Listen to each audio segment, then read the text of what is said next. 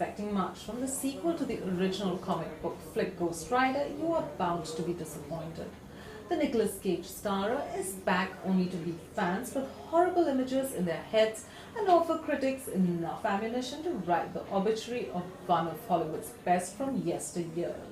Any beacon of hope that the sequel might be a more diverting excursion than the tiresome original was lost with the peculiar decision to have Mark Neveldine and Brian Taylor, the demented minds behind the wonderfully irreverent Crank films, directing the carnage this time around. Nicolas Cage returns as the titular Ghost Rider, aka Johnny Blaze, who must this time prevent the devil, played by Kyron Hines, from locating his son Danny, played by Fergus Reardon, on Earth and imparting his own demonic essence into him.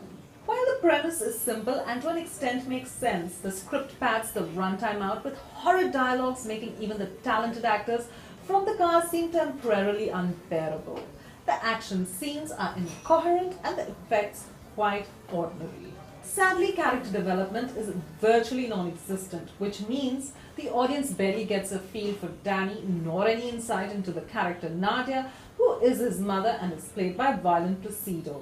The actors merely seem to chew through the mechanical, cheesy dialogue with minimum effort, transporting us from one stifled, abrupt set piece to the next. Most disappointing, though, is the lack of zaniness on Cage's part. I mean, he sleepwalks through his role and his unrestrained, much applauded mad side is barely unleashed. His inability to muster any enthusiasm, matched with the inanity of dialogues, confirms the film as one of Cage's, unfortunately, worst ever. Simply put, Spirited Vengeance is already a film contender for worst film of the year. It musters low expectations and inexplicably still fails to meet them. We give it 1 star.